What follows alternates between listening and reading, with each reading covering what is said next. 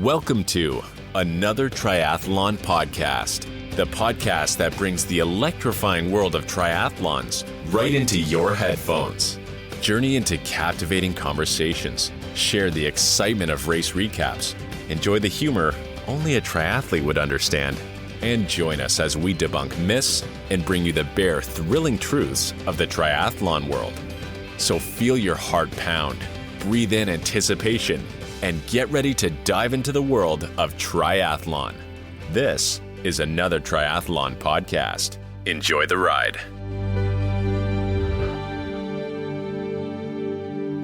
We are back with another Triathlon podcast brought to you by Mana Endurance for an absolute Kona Super Special, which I'm sure everyone's shocked to hear that we'll be talking about the Ironman World Championships on this week's episode. But it has been an incredible race to watch. Didn't quite go to plan for me, but there were definitely some very incredible and inspiring performances, and we will dive into all of it. And then I'm sure we'll also touch on some news that broke that definitely, it took a little bit of attention away from the race, that Ironman will be having a pro race series to rival that of the PTO. So we're going to drop into all of the race results, all the gossip, some news from the island, and kind of go from there. As always, I'm joined by Josh and Fede.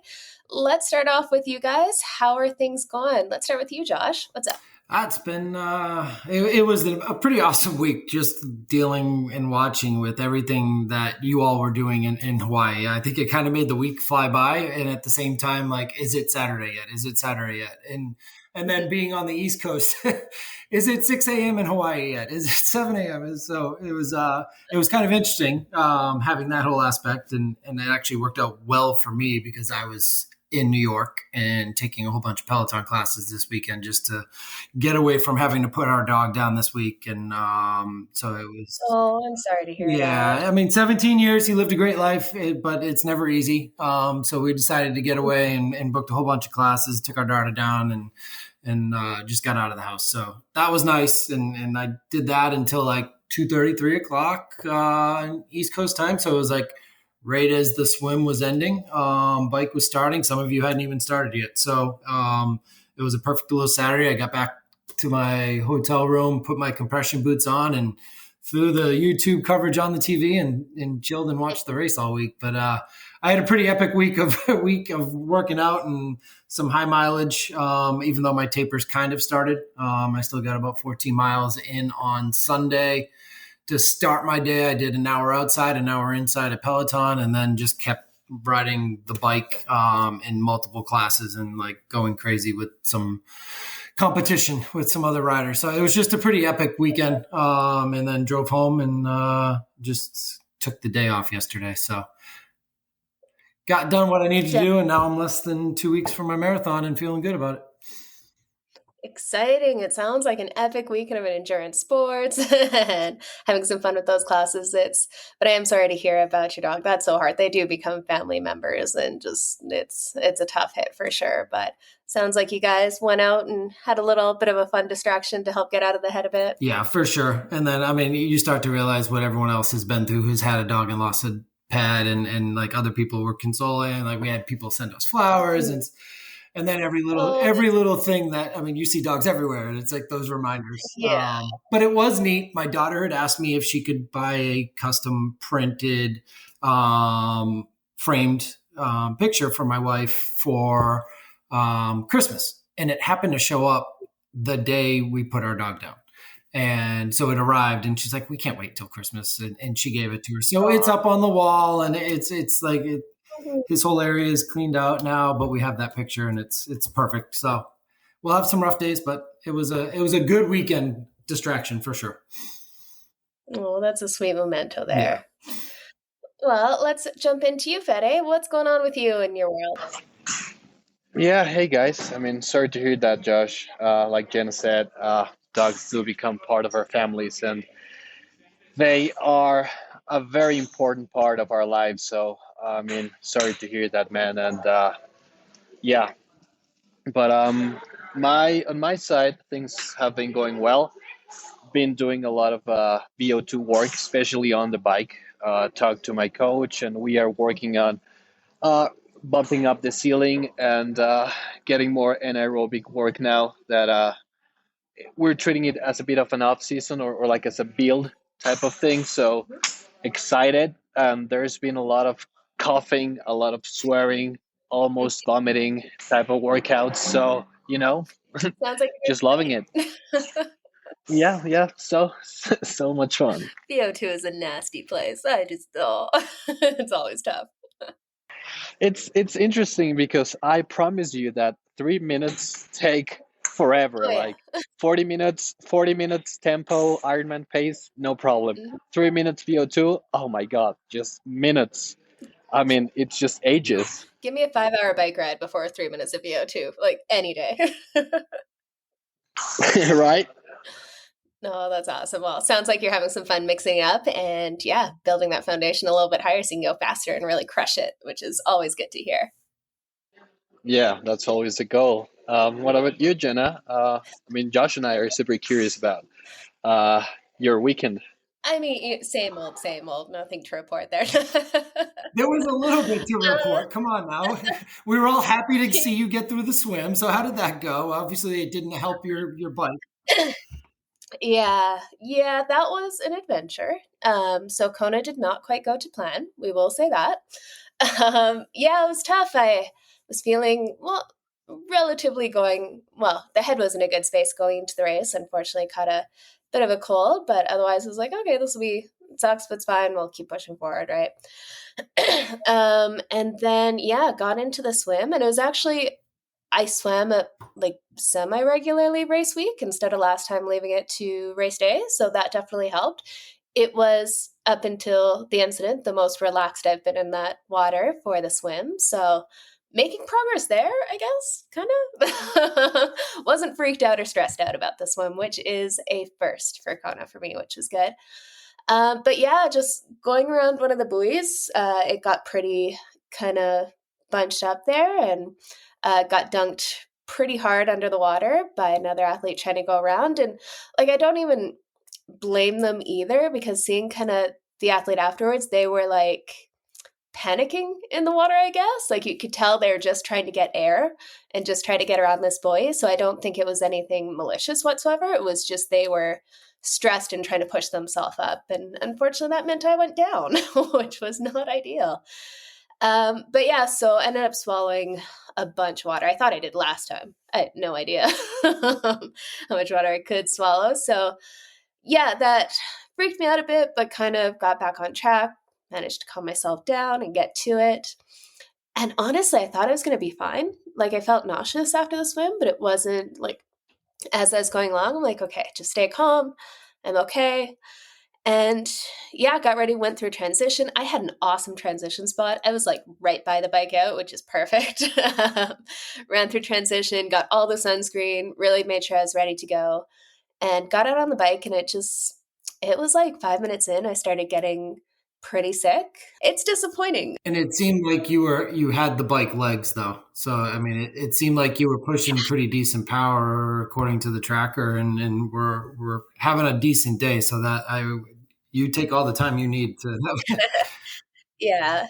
No, it was tough because when I was moving, I was doing like 22 miles per hour. My power was exactly where I wanted it to be. It was coming easily. Heart rate was low, and I was like, okay, this be good. But yeah, just couldn't stop getting sick. They brought me back to medical, and then the worst part was having to sit around there forever because I was just frustrated and just didn't want to be there. But apparently my blood pressure was just like bottomed out, so they wouldn't let me go until that kind of normalized again. So This is going to happen to anyone. It happened to professionals too. This didn't just happen to you. I mean, there are other people that had tough days, rough days, bad days, and they don't know why. I mean, you know something happened and it was a freak accident and nothing that you could have controlled. You were prepared and ready for the day. So know that, and we have your back. The team has your back. actually, you know what the worst part was out of that was having to walk back to my Airbnb. So you can't get your morning bag until like 7 p.m. in Kona. They would not let you get it. So it had my phone, my clothes, everything in there. So I had no phone to call anyone for a pickup. and had access to nothing. Thank God my Airbnb had a door code on the outside so I could get in. So I had to do a 2-mile walk in bare feet along a leahy to get back to my Airbnb. And like I said, luckily there was that door code so I could get in. Oh no. Like, oh, come on. Insult to injury at that point. I've got like blisters on my heels from that, but Wow. I'm sure people have much worse blisters after the rest of the race there. But really, actually, like you talked about that community and the support there, and that's really what made all the difference out there. Like even walking back to my Airbnb, I ran into a bunch of people, which at the time wasn't happy to see people, but they really helped me out. And actually, the Mana team co-founder Philip, he was out on a run when I was kind of almost back, and he offered to like carry my shoes and make sure I got back there okay, and then run into some Canadian friends. So of all the places for it to go that sideways, that was the place for it. So yeah, basically just got cleaned up and then had no phone or any way to contact everyone. But I'm like, hey, I'll walk down to Leahy and probably run into someone somewhere who I know or can take my mind off of it. And yeah, connected with the triathlon store here in Calgary, Try It, the amazing women who run that. I ran into them, spent some time hanging out with them, and then ran into more of the Mana team. And honestly, being out there and seeing the energy of so many incredible women out there and so many first timers out there experiencing Kona for the first time is something else. And the fact that there were 2,100 women in Kona, where usually there's maybe 500, was something that was pretty incredible to see. And you saw all body types, all ages, just everyone out there giving it their absolute best and chasing that Kona finish line, which was super inspiring, and cheering them on definitely gave me a huge boost. Just kind of like, okay, my day didn't go to plan, but there are so many women out there just crushing it and showing how incredible women in sport are. So that definitely help boost me up for sure. I think that was probably Yeah. the best case scenario for you. I mean, you're a triathlon fan, you're a coach, you've got all those aspects that you could still grab a hold of, and it sounds like that's what you did. Oh yeah, straight to the live coverage as I was getting lined up, and then had to find out what was going on in the pro race because I didn't want to miss that entirely. Yeah, it was fun to watch a bit of that, and yeah, get to see the incredible women cross the finish line. It was something pretty special there. And then yeah, like honestly, this Mana team, my friends, like there are people I've met all over the world in triathlon, and I spent the next couple days on beaches with friends and like going out for coffees and stuff. And it was just like you walk out and you run into so many people and hear their awesome stories and how their days went. And then we had one very, very special Mana event. I don't know if you guys saw it or not, but We did. yeah, Ada and Goo invited us over to they had this incredible house overlooking the water there. And they said, yeah, just come afterwards. We're going to have a bit of an after party on Sunday. Come out, hang out at the pool, and celebrate the race and that. Well, the surprise was that he proposed to her and she said yes. So she just finished her first Ironman World Championships, and then he set it up so her whole family would be there and proposed to her. So it was something pretty incredible. Another reminder there are much more important things than racing. But it was so cool to get a bunch of the Mana team together to celebrate that exciting moment in their lives. And it definitely helped. Of all the place to go wrong, Kona's the place because you can get boosted back up pretty quickly. Well, kudos to you for going and getting back out there right away. So glad you were able to do that. Glad you had a pretty epic weekend all together. Sounds like it was a great trip all around. It was. Other than the personal experience on the race day, but I mean, it sounds like you did everything else right, and you'll be even more ready next time. Totally. But you know what? You know what's frustrating? I would have spent that week in Kona entirely different if I knew I was only riding 25 miles. I would have had a lot more fun that week. No, it was good. And you know, I got a little bit of heat prep work in because I can't remember if I told you guys or not, but I'm going to be headed to Thailand next month. Oh, wow. Yeah, I'm going to there's a race I've always wanted to do down there, the Laguna Phuket triathlon. So jealous. Yes, and this year they added a duathlon. So once I saw there was a duathlon, I was like, well, that sounds like fun. So I signed up for it a few months ago and was like, we'll see if I can go or not. Now it's like, yeah, absolutely going over there. I've got some heat adaptation, a little bit more time in the sauna, and no swim. I'm in. Sounds like a good recipe. It'll be good. So that definitely had me fired up too. Just having it always helps to have another goal to kind of move towards when things don't quite go to plan. So that'll be next up. And then, yeah, headed to Indian Wells for a racing, but more just enjoying being out on course with all the Mana team athletes, because by December, I'm going to be pretty much done for racing this year. It should be good. And if anyone's interested, we are going to have a massive team of Mana athletes at Indian Wells 70.3. And we still have team applications open until the end of the month here. So go check it out, Mana Endurance. I'll put up another link in our stories for another triathlon podcast. And really, like I said, the team turned around my whole experience when things didn't go to plan. I think we had like 8 badass women out there crushing the course. We had some of the team management came out, some of the guys to support everyone.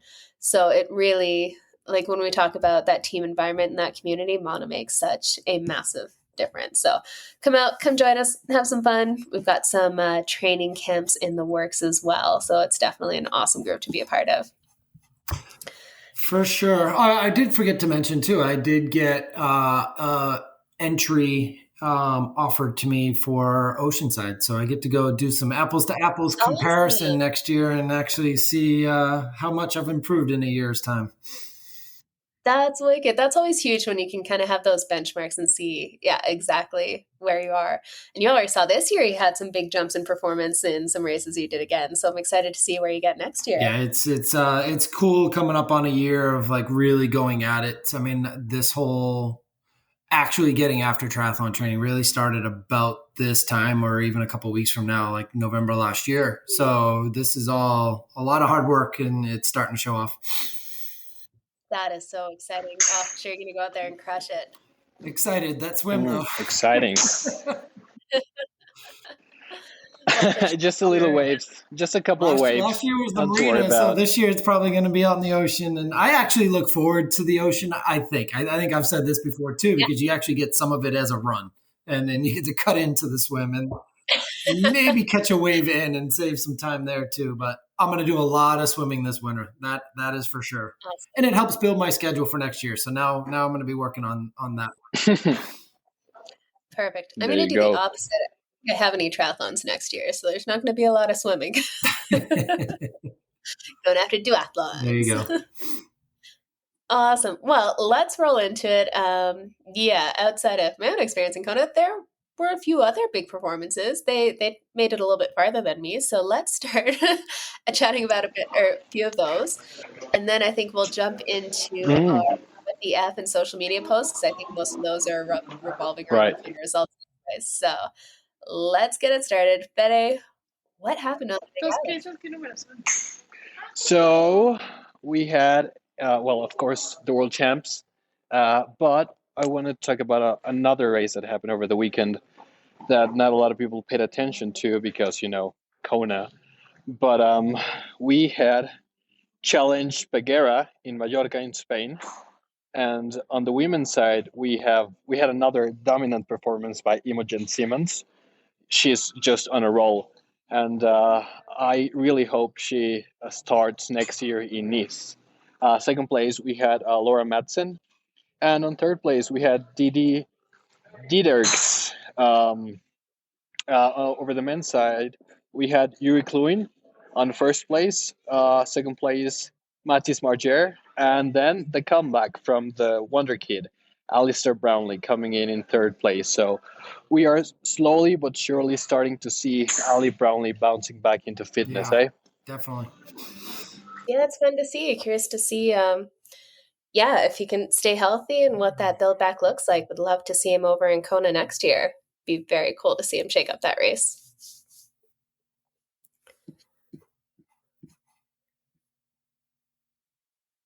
Definitely. And now the race that everybody has been waiting for, the big dance in the second weekend of October in Kailua, Kona.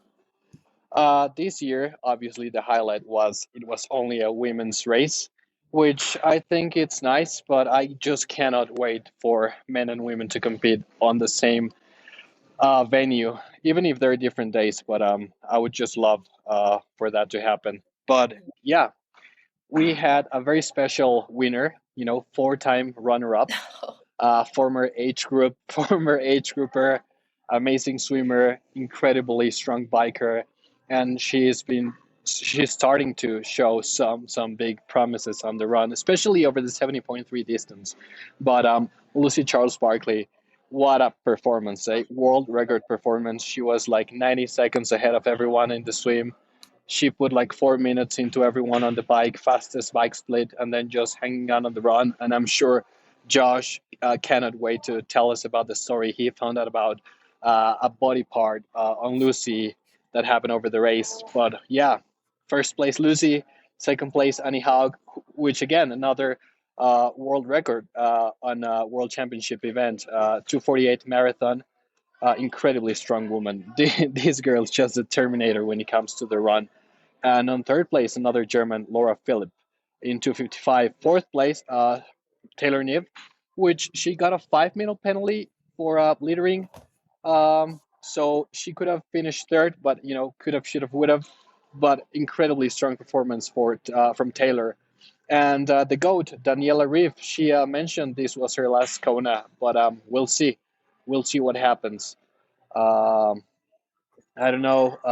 Well, former world champ Charles Isadara, another strong performance, sixth place. Pretty strong race and an incredibly talented field. What were you guys' thought about this? I mean, I was like, it was just epic. I mean, for me, like to watch the level and it lived up to the expectation, first off, which there was a lot of expectations based on the start list. And to me, it lived up to that, even though Lucy had control.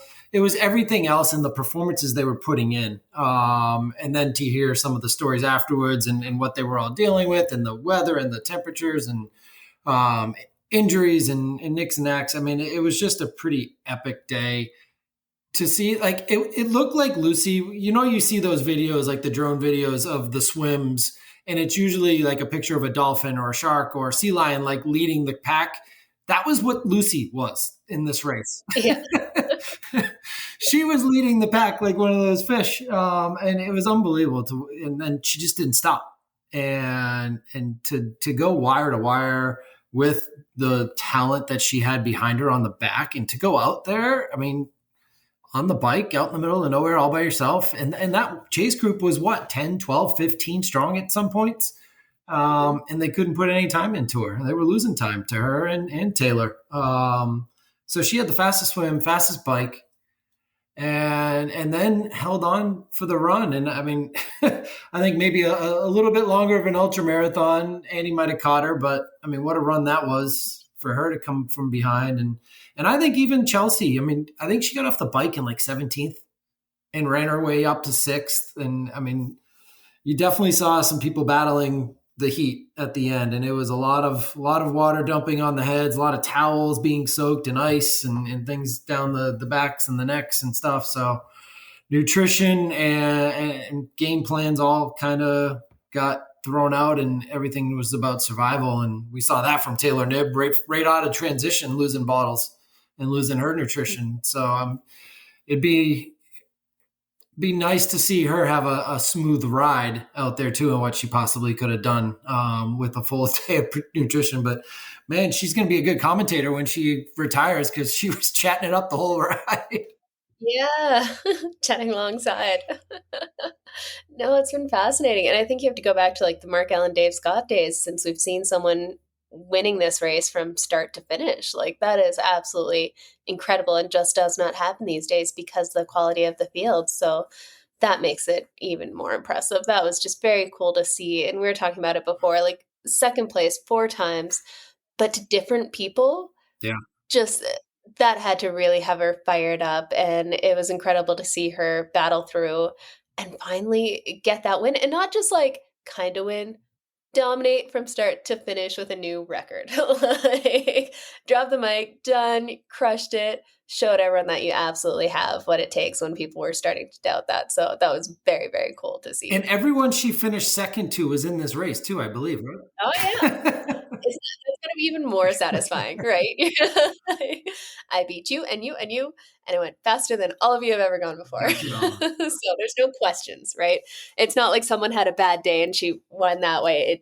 She really took the race from the start, took them out of their comfort zone, and took that one And win. what It a was return too, because she had been battling injuries for over a year. I think it started with the hip, and then the foot injury, and then to come out and say, I mean, I was enthralled with all of the Babbitt conversations and the interviews. They were so good. And to talk about the fact that she did all of her training inside, just got locked in. She's like, Kona's flat. What do I need to go learn how to handle a bike and hills and things like that? I'm just going to lock into my right power zone and go to town. And wow, that paid off. Yeah, definitely. And it seems like it was a really calm day wind wise too. Like there was no head or crazy tailwind and stuff. It was always just kind of a blowing crosswind kind of thing, but nothing too crazy. So that's absolutely the conditions where it's just head down and go and keep going. So it was so cool to see. And then, yeah, and how finally beating Miranda Carfray's run record. That has been, I can't remember when that race was, but she's held that for quite a while. That was early on when I started following triathlon. And yeah, people say, okay, the super shoes and stuff, but it's still crazy impressive. Going sub 250 in Hawaii at the Ironman World Championships is something else. And she never quit. That's what's so impressive with me about her is she came out of the swim farther back than what she wanted. And she had a lot of ground to make up and she never quit. She just kept pushing forward and passing woman after woman after woman. So that was incredibly inspiring to see. Just the mental grit to be able to stay in that zone when you see how far back you are is something truly impressive. She had a lot of people to pass. So I mean, as long as if she saw someone's back, and then like once she got close to Taylor, it was like, all right, this is there's no way in heck she's not catching her too. And then Taylor just started dropping. It was like, can she hold on for third? And nope. Mm-hmm. But what a race for her too at 23 years old. Yeah. Unreal. She's going to win this race like in the not too distant future. Like she's training for Olympic distance, training for the Olympics. And on a few months, she goes and does her first Ironman and comes fourth. Like that is truly exceptional. She is a triathlon geek. Did you guys hear her post-race breakdown of what her nutrition was like the entire day? Ew. Oh, it was. I caught that yesterday or this morning, and it started with what exactly she had at 3:50 a.m. and and went through the entire day until the run, and that's where she's like, yeah. Then I just had water, Gatorade, gels, water. She's like, I forget how much I had, but up until that point, she pretty much knew exactly what she had, and she did a lot of dumping of her nutrition in gels into the water bottles and things like that to make up for the nutrition bottles that she lost. So she was, but she knew everything, and that, I feel bad. Her mom didn't finish either. I don't think. Oh no! But that's what she's been around her whole life, and it's just focused on all those little aspects. If you can get that knocked down, then it's just all your training you got to worry about. Mm-hmm. And you know what? She was one of many first timers in Kona, and that is something that is very, very cool to have so many first time athletes. And actually, it brought something up. I was talking with some of our Mana teammates, some of the women that racing, and a couple of them mentioned that it was hard to know where stuff was, and it was hard to find out details of where things were. And I was thinking about that. I'm like, yeah, if you don't know, it's really not like there's nowhere in the athlete guide where it says where the athlete village is. They just kind of refer to it. They tell you where the main expo is. But I think it's a case of usually Kona has maybe 10 to 20% first timers, because typically Kona is a lot of the same people coming over and over again who have cracked the code or in that position to win. At least on the women's side, it's you have to win a race or maybe come second to get a spot to Kona. So I think when you're coming in that way, where you're one of a few newbies, you typically know a lot of people there who have done it, who have been through there. So it's a little bit easier to get around and talk to people who know what's going on, or you can just ask a random person in the street. Here it was, think probably the majority were first timers. So everyone's asking each other, where are things? What do we do? Where do we go? And it's like, I don't We didn't think about this part. know. Right? Yeah, because it really was. If I didn't know, then it would be hard to get around. And the only reason I knew was because I went with teammates who had done it all before and had friends who had done it all before that were there. So it was like, hey, can I go with you to whatever? Right? So it was kind of interesting from that perspective. And then some other things I noticed too. I hate to say it, but the expo was sad. It was so disappointing. And you predicted that. Yeah.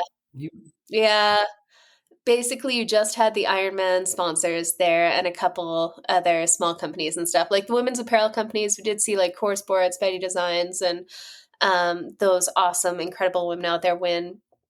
But there really wasn't much else. And that for that reason, there weren't many people in the expo. And it really lacked that energy and that vibe. And even, I hate to say it too, the finish line for the women.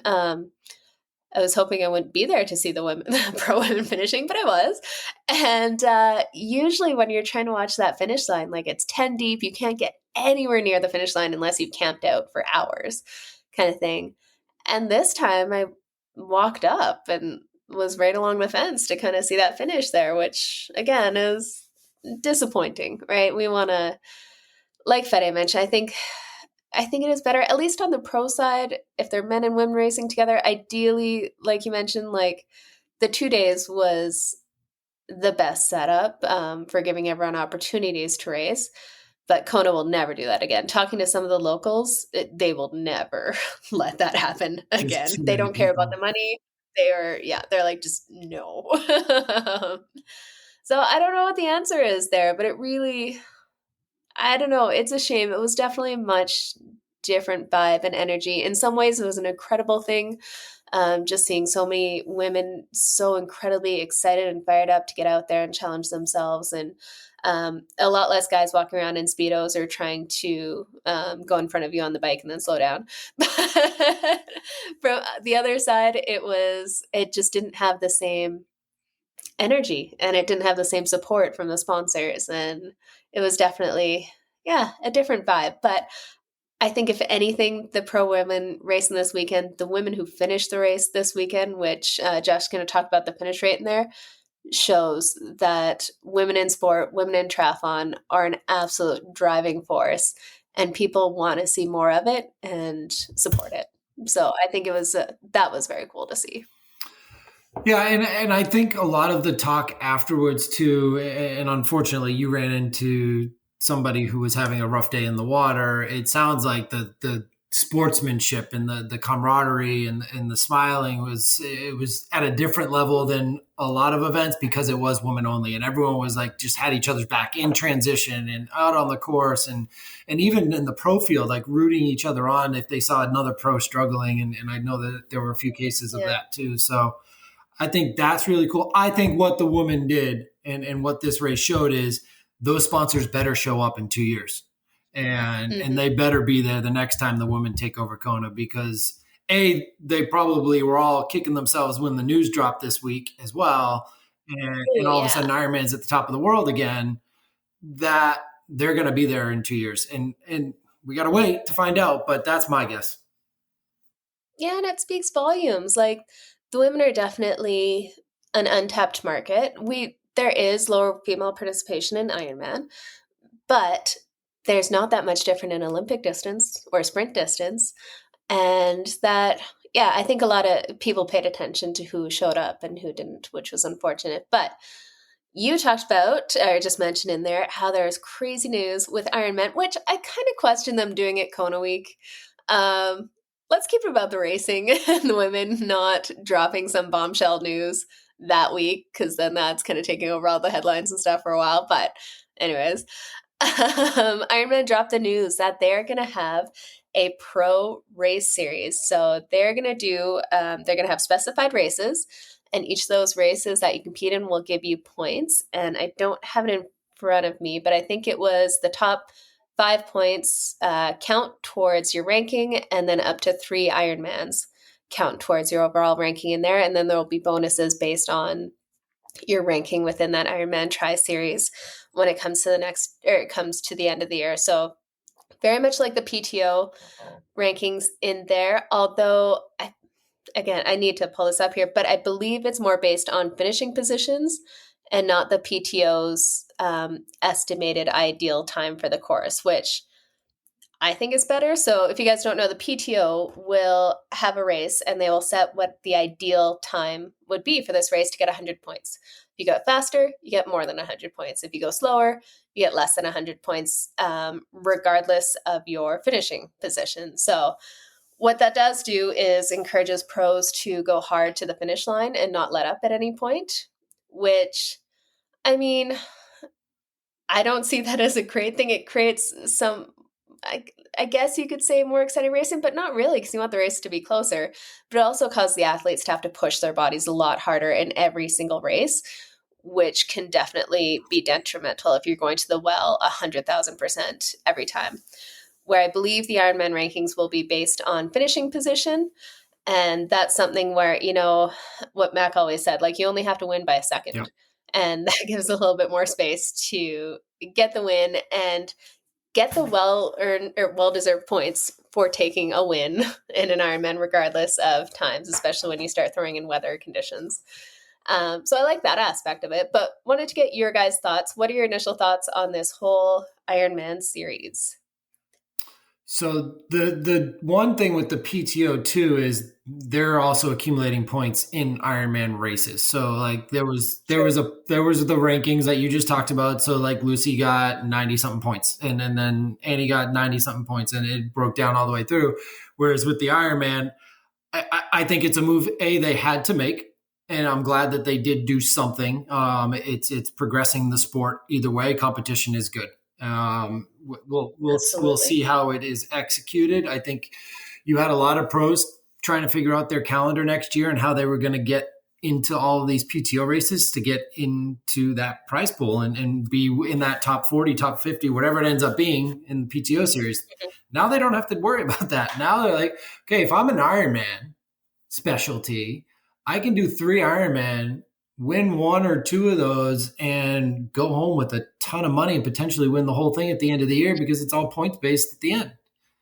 Absolutely. So it is definitely leaning towards 140.6 and people doing that. So, I mean, it'd be interesting to see if you have somebody like Paula Finley jump up and do a full.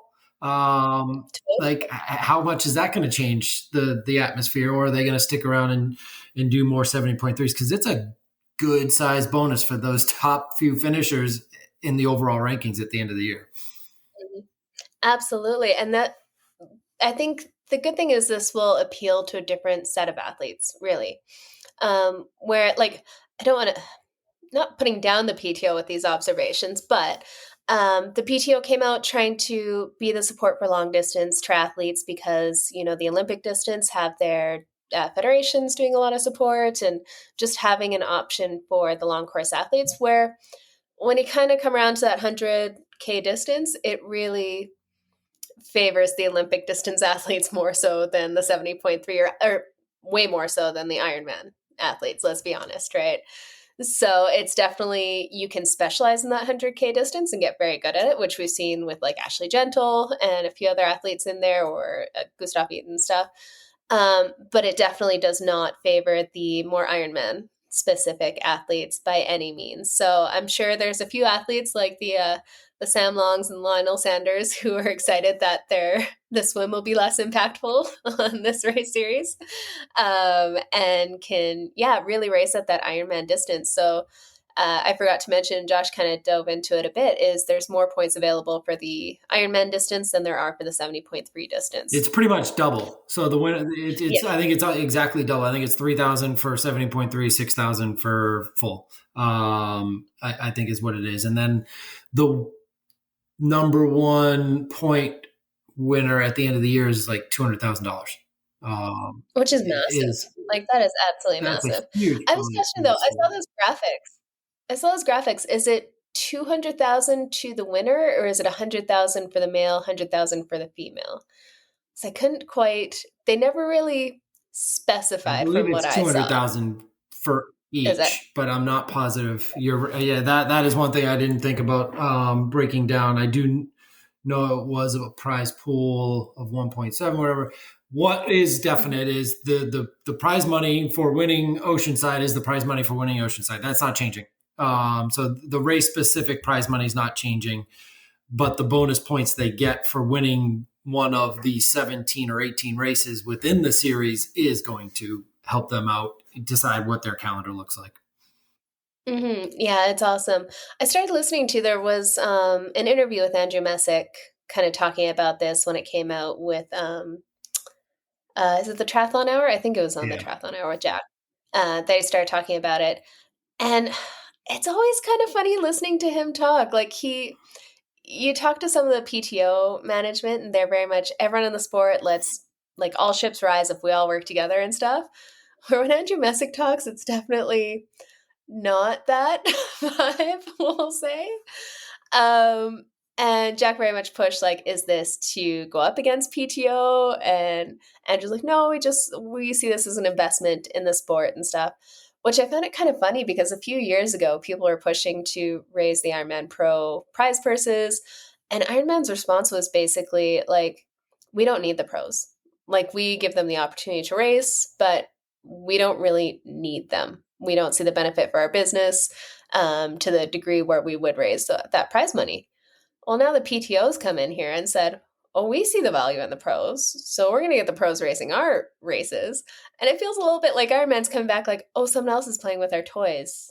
I want to play with them now. I think they're starting to realize kind of the commercial viability of some of these races and that the pros definitely do affect their bottom line in a number of ways. Kona wouldn't be Kona without some of those stories on the lava fields from the pro athletes by any means, right? So one, it's good that Ironman recognizes that they need to invest in the pro athletes, and they absolutely do have an impact on their sport, inspiring other athletes, bringing on sponsors, and there's a whole host of benefits. It just kind of sucks that it took the PTO trying to steal their toys for them to realize it. Well, and it took Andrew Messick leaving. So, I mean, is this like his stamp on the way out of the Oval Office? Is this his gift on his way out? So that's the way I look at it too. I think it's twofold. It's getting back at the PTO for sure. They had to do something in response, and second is he wanted to leave a legacy, and this is his way of doing so. And that is a really good point. I did not think of it from that perspective because he has been thought of in a very negative light in a lot of situations. And I think we kind of talked about it before. There's no other race organization where you hear so much from the top guy in it. But yeah, this might be a thing of saying, see, I always love the pros. Let's leave on a high note. Well, and it's interesting too, because I don't know if you've seen the start field for Cabo. It's crazy now. It's like, really? Like, are all these people like, oh, we got to start like our season now to get ready for Oceanside? And if you look at Cabo, we're gonna have to come up with predictions for Cabo. The men's field's deep. But man, I'm gonna have to take a look at that now. I didn't notice. Your Canadian redhead is on the start list too. Excellent. So Paula's there, Eric's going, Jackson. I don't think Lionel's on it yet. Let's see. I just pulled it up here. Dubrick's we got Trevor Foley, Thomas Rodriguez, Jason West, Jackson Laundry, Mark Dubrick, Nick Chase, we just chatted with. Yeah, there are definitely a few big names there. And then we got Paula Finley, Jackie Herring, Leslie Smith, Alicia Hill, Sarah Perez-Sala. Yeah, it's definitely picked up a fair bit there. Yeah, so that's weird. Very, very interesting on that note too. But I think there was a lot of talk about schedules being around how to maximize their calendars. And if you haven't qualify for World Champs in 70.3 and Kona for the men and for the women in Nice. But really focus your schedule around PTO, which this is now changed. It'll be very interesting to see how calendars work out now. Yeah, and you know what? The good thing I like too is they're not putting a cap on athletes racing their series. They're not going to be handing out athlete contracts like the PTO does support kind of some of those top athletes to go around to their events. But it's open to anyone. And I see people kind of gaming the system a little bit with those 3 Ironmans. So I was surprised that it was 3 Ironmans and not 2 that would count towards it, because let's be honest, if you're trying to win Kona or Nice, you're not doing 3 No. Ironmans. Let's just not No, you're trying to happen. win $200,000. Exactly. Yeah, exactly. So it's a little bit of that all-world athlete kind of mentality where they're just trying to get people to do more races, more Ironmans, because 3 Ironmans at a pro level is still like a big ask. Like that is hard on the And you body. got to start in Texas, I believe is the first one, right? So Yeah. that if you don't start at Texas, then it's even more Oh, condensed. you're late. Unless you do like the Cody Beals method of like back-to-back Yeah, runs in there and that's feel true. better as you go. So I'm interested. With that setup, I don't see the top names being at the top of that rankings. Just because you are going to see the people saving themselves a little bit more for the World Championships. I think they'll make the top 10 in there. But yeah, Kona is so hit and miss, and most people just do one other Ironman to prep for Kona or qualify for Kona. And then if you have a crap experience in Kona and try to do something later season, you can't do another 2. Does it help the athletes with leverage in their sponsorship contracts too? I wonder, like, hey, look, do you want me healthy for Kona and Nice, or do you want me going after being number 1 or 2 in the world rankings for Ironman? That's interesting.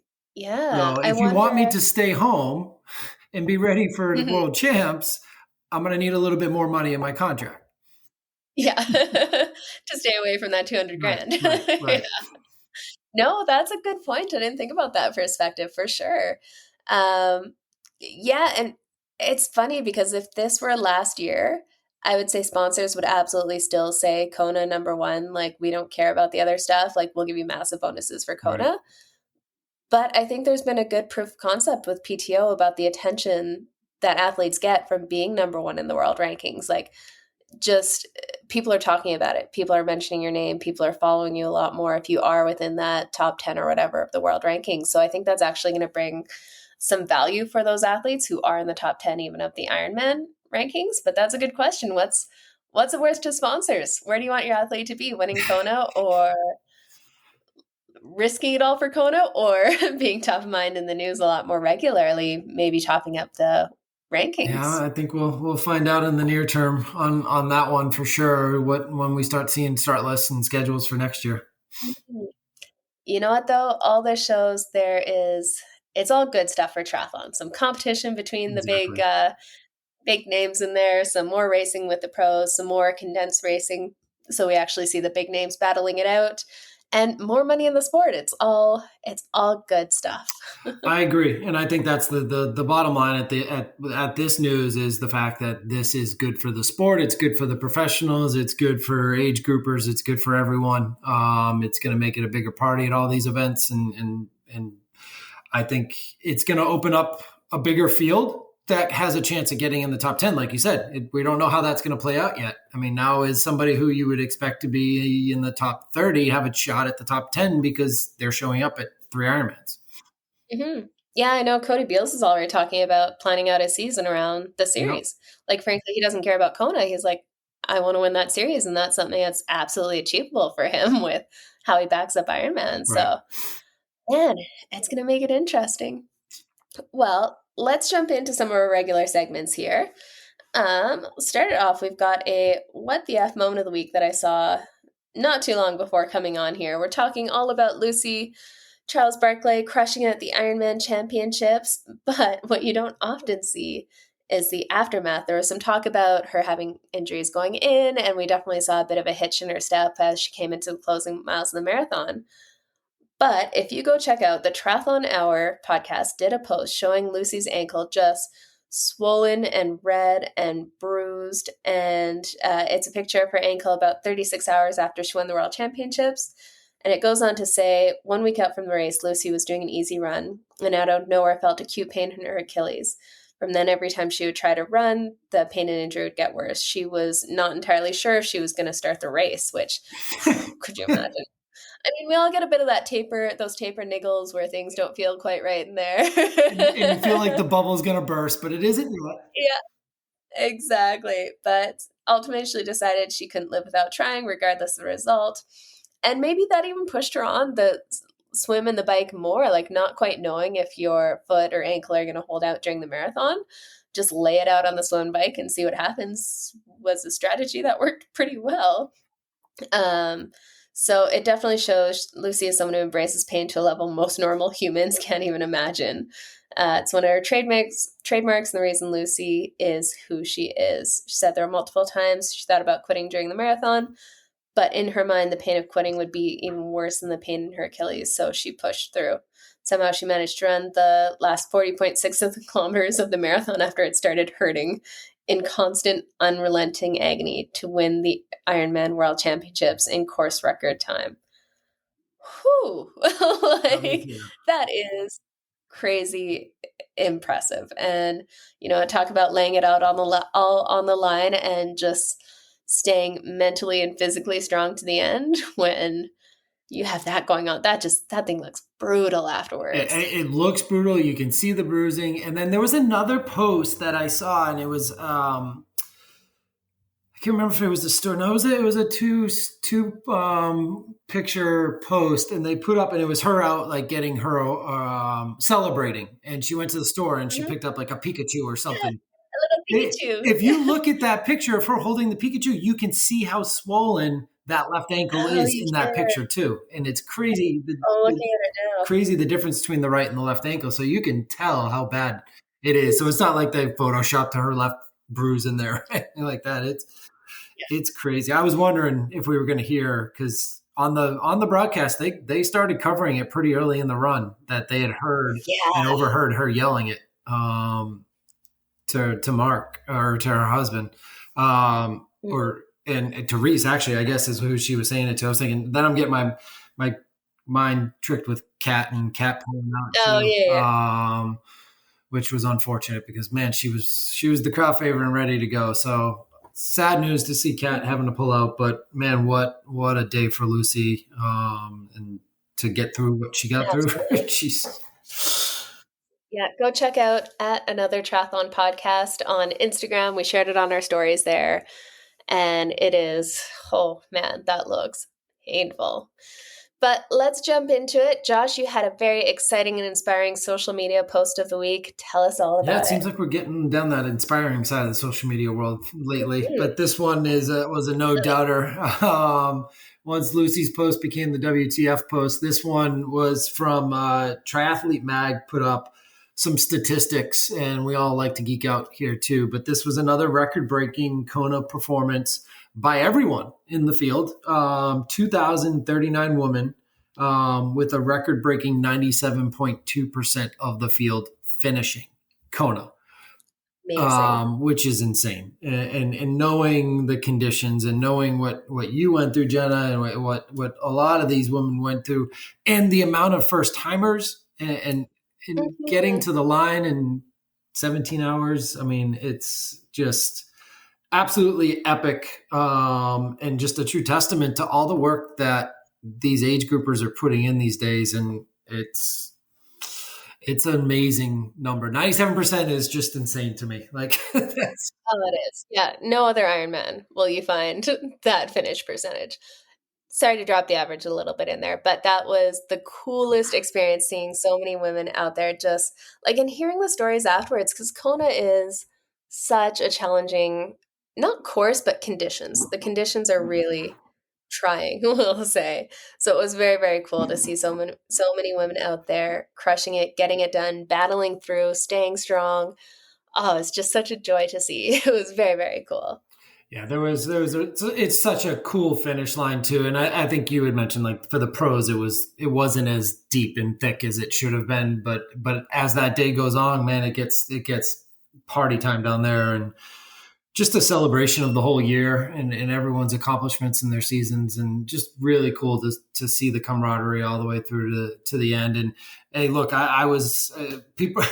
I sent some text messages to some friends that were finishing and to some of the Mana teammates, and at that point it was like 1:30, 2 o'clock in the morning on the East Coast. I couldn't go to sleep, and I had to get up at 6:45 to go on my long run. But it was just too much to put down. And I was like, oh, we're so close. And then you look at the tracker and somebody's like mile 24. I'm like, oh, I got to wait another 2.2 miles. Yeah.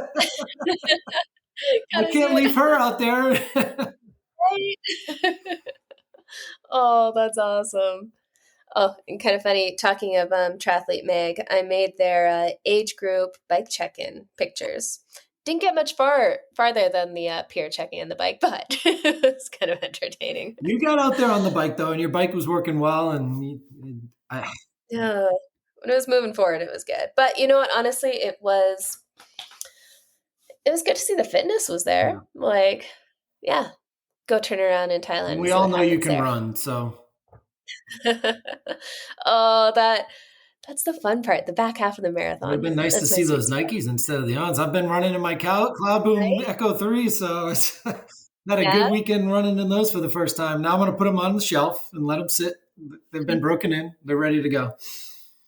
there we go, and go crush it. Yeah, I have those ones too. I love them. Like, they're really, really It's a good lot different shoes. I running think in those than it it is is any of the other performance shoes. But that was my first time running in carbon plated, and it was a good run.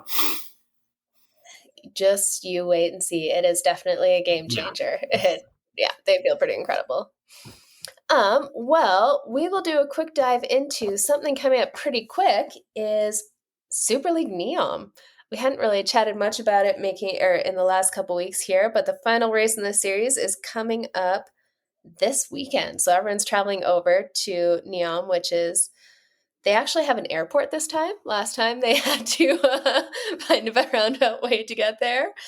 But it sounds like it's going to be an exciting race. And the grand final has just gotten a lot more exciting after Malibu because there were all sorts of crazy results in there. It switched up a lot of things and it made it so that, especially in the men's race, like there's whoever wins the series. And they're like 5 Yeah. guys that could win the overall series, depending on how they go at the grand final. So that is so exciting to see racing like that, where in past years in Super League, it was like Vince Louis and Katie Zafiris were just at the top, and it's like, well, no one can really tell. We know they're going to win going into the grand final. Even if they don't have a great day, they're going to win. This time, that is absolutely not the case. So it'll make it a lot more exciting to watch the racing.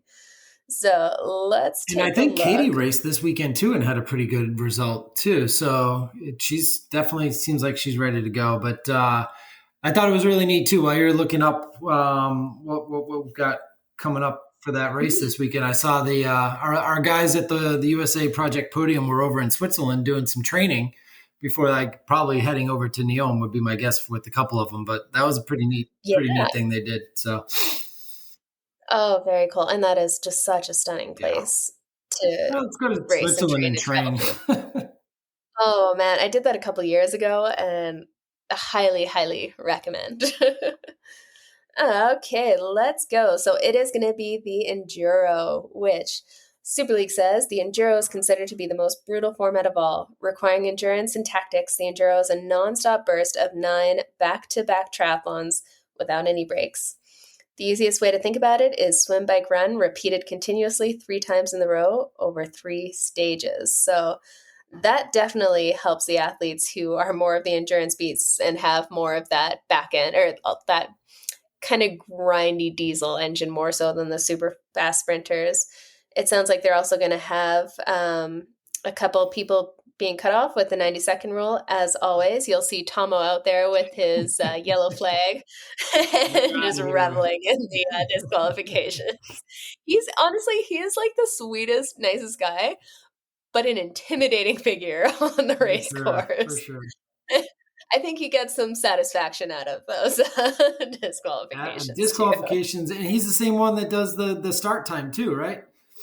Yeah, he is doing that run out. Yeah, so as we saw with that last one, trying to count down with athletes like 1 second in between, trying to set them off at the right time. Yeah, he's the head ref there. And then we're also going to have, as always, my favorite part of these races. There are 3 short chutes up for grabs for the first athlete across the mountain line after the swim. So not the swim finish. They have to cross the mountain line and get on their bike, which means transitions absolutely count. And then the first across the mountain line after the bike, and then the first across the mountain line at the end of stage 1.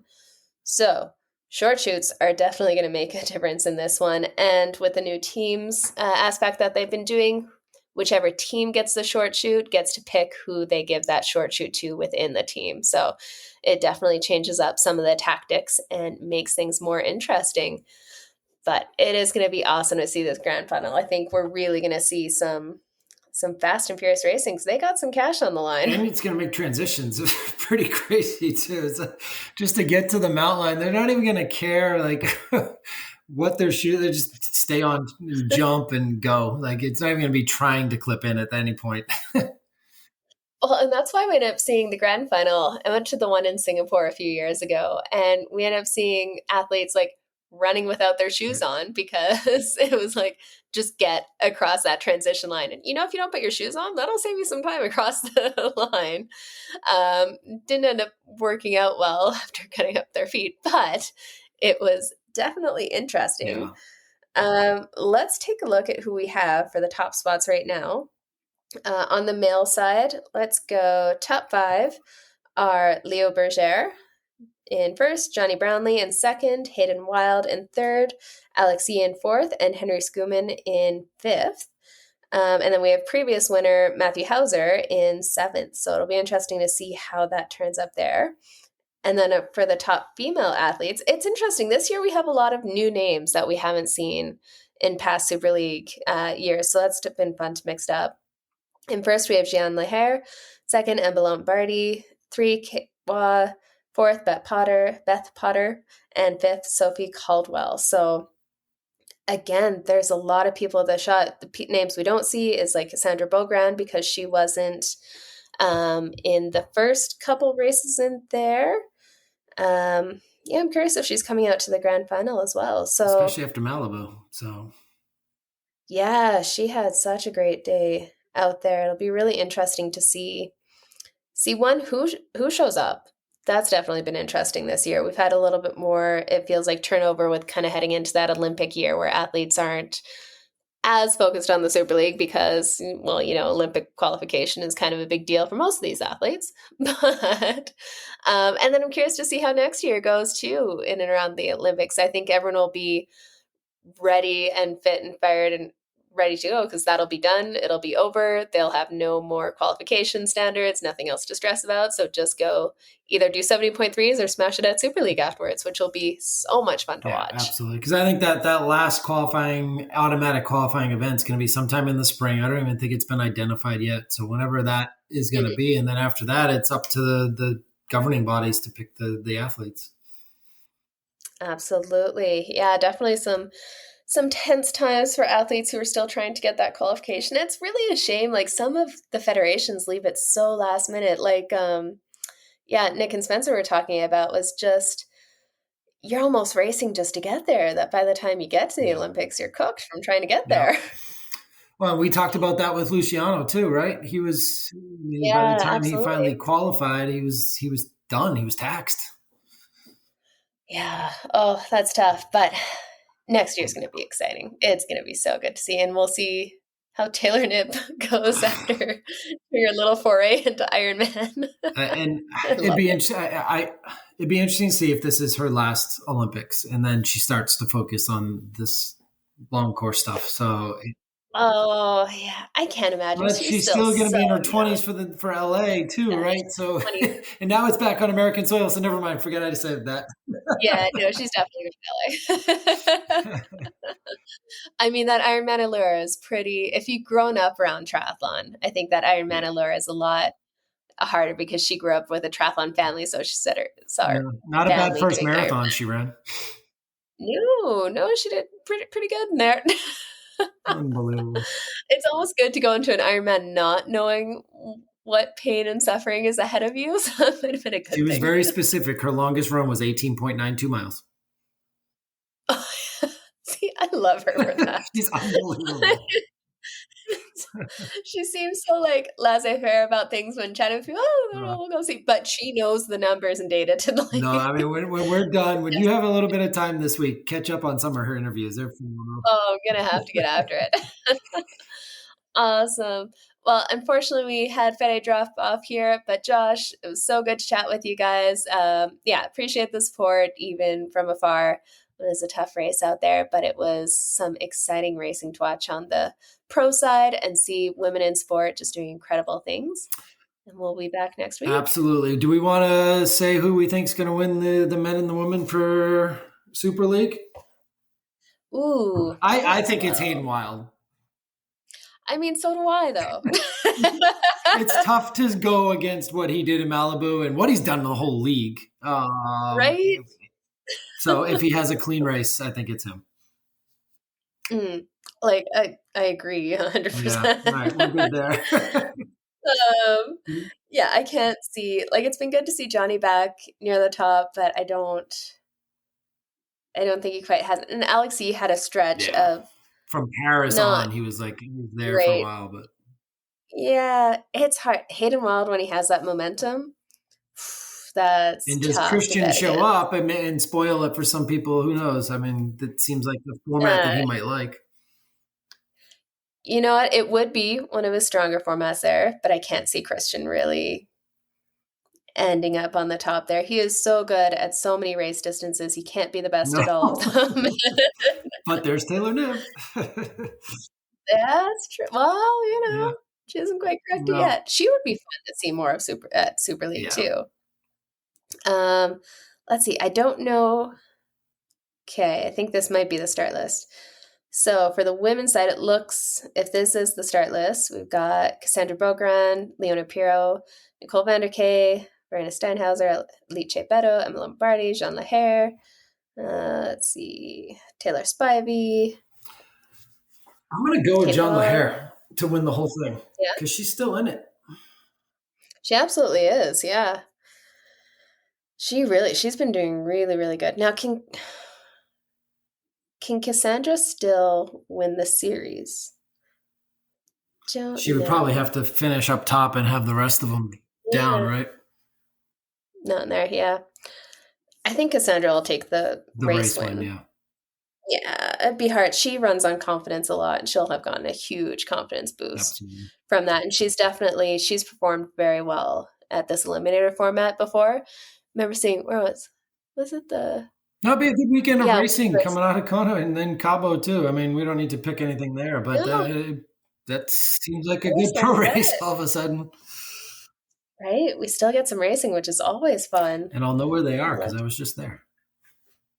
Perfect.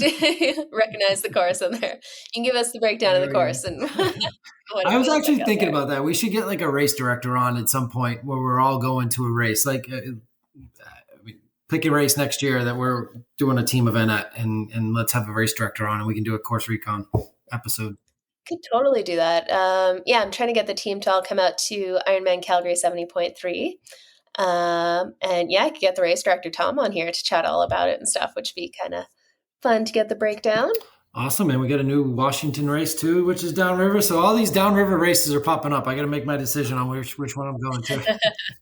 There we go. I'm going swimming. I'll join you in a duathlon too. Perfect. Love it. Yeah, it's funny. I'm trying to get everyone out to Calgary 70.3, but it'll be 3 weeks before the Duathlon World Championships, so I'm probably not going to do Calgary 70.3. But I'll be out there to support and cheer on the team. That's fine. Somebody's got to do it. Exactly. Play Sherpa for once. Awesome. Well, thank you so much, Josh. Definitely fun to break this down and chat about it. And we will be back next week to chat NEOM and the upcoming 70.3. Awesome. Well, welcome back and glad you're home and we'll get going again.